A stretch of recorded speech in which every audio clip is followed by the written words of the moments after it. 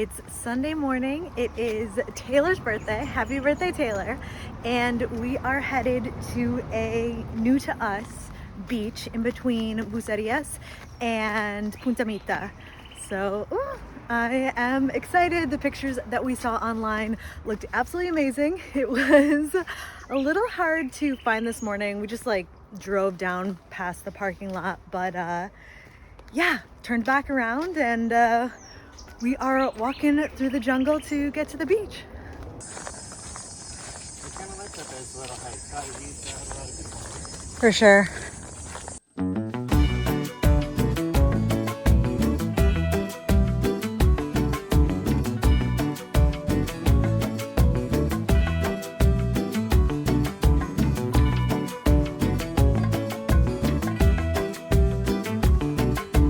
After some Googling, we decided to visit Playa La Lancha, which is a virgin beach about 30 minutes from Bucerias.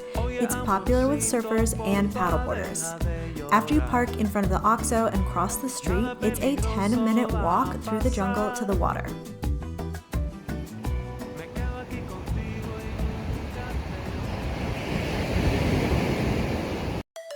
Bucerias is the perfect place to stay if you don't want the busyness of Puerto Vallarta. The main beach is beautiful and decently swimmable depending on how windy it is. We visited during mid-June, which is essentially the lowest of the low season in Bucerias. In fact, some of the restaurants we wanted to try were closed for vacation or renovations. But even during the low season, there were still great dining options. I think I may have even found my new favorite restaurant in the Puerto Vallarta area. More on that in just a bit. The pros of visiting Bucerias this time of year is fewer people and lower prices for accommodation. We just had lunch. At a little spot called Rincón de Ensenada, some shrimp tacos, some cervezas, and we are back checking in to our Airbnb, and oof, I am sweating, so let's get into the AC.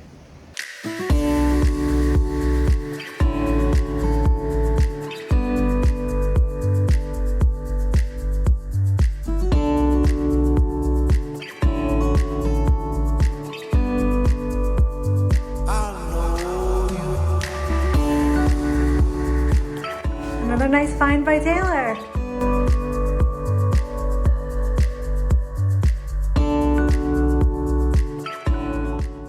I know some of you are considering Bucerias as a place you might want to live in Mexico. So with that in mind, here's a little driving tour of some of the main streets in Bucerias while I share some important things to know before visiting Bucerias. Bucerias travel tip numero uno: bring cash.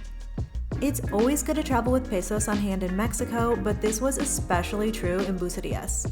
Many restaurants were solo efectivo, cash only, and unless you have your own set of wheels or take a taxi, getting to an ATM to take out cash can be a bit of a trek. I did see one, I think, private ATM in the entrance of a hotel in the Zona Dorada, but I prefer to use ATMs associated with large Mexican banks.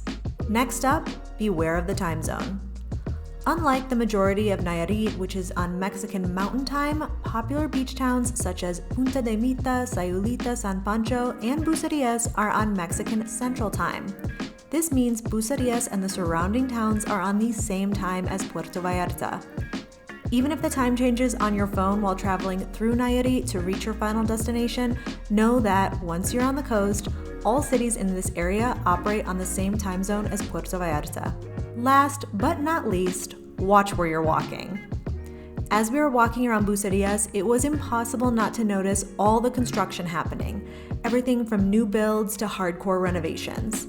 I'm curious to see what Bucerias will look like 5 years from now, but in the meantime, watch your step. All the construction means a lot of dust, which can make the cobblestone streets slippery. It's not uncommon to come across a ripped up or, at the very least, uneven sidewalk. Especially if you're not used to navigating the streets in Mexico, take care to find sure footing. Whew, we are all showered up post-beach, got some time in the AC, and now headed for some food. Gonna try a couple different spots here in Bucerias.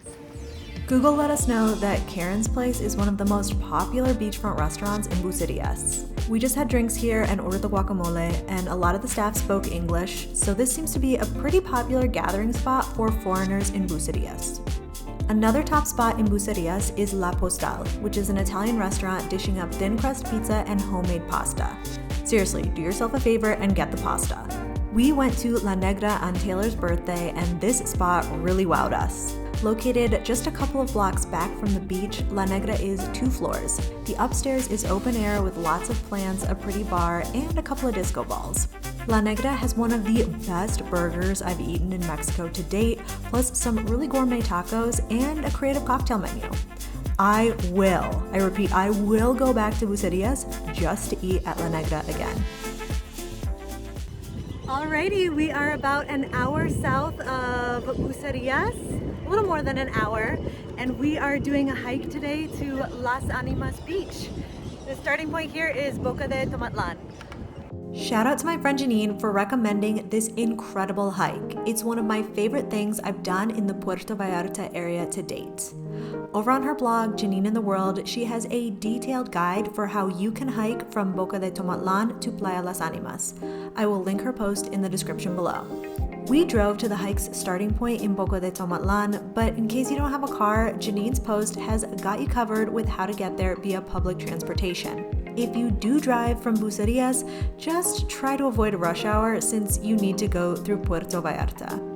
Before you leave Boca de Tomatlan, make sure that you have sufficient water to get you through the next couple of hours. One thing I really appreciated about this hike is how well it's marked.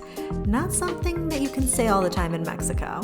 We hit the trail around 10:30 a.m., but looking back, I wish we would have started a little bit earlier since it was so freaking hot. The hike itself is medium difficulty and some steep inclines and occasional scrambling. We both wore sneakers and we're glad we did. Whew. Almost there. So close. I'm really sweaty. Before I knew it, we were already to the halfway point, the beautiful Playa Colomitos.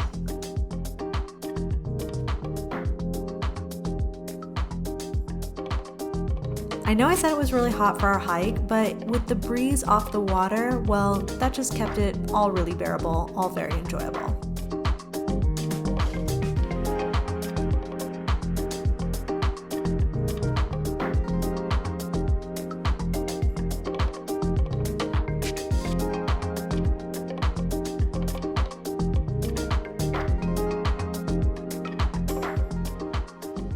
When we made it to Las Animas beach, we popped into one of the restaurants here lining the beach. Actually, I think the restaurant was called Las Animas. I think it's one of the more popular restaurants here on the beach because not long after we sat down, a bunch of people came in from one of the boats.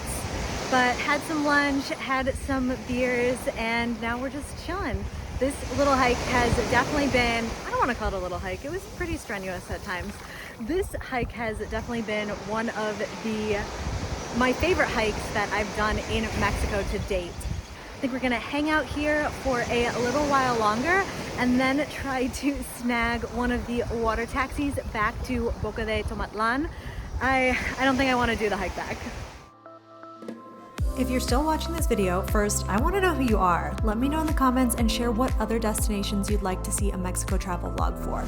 Then check out this vlog to find out why San Pancho is so much better than Sayulita.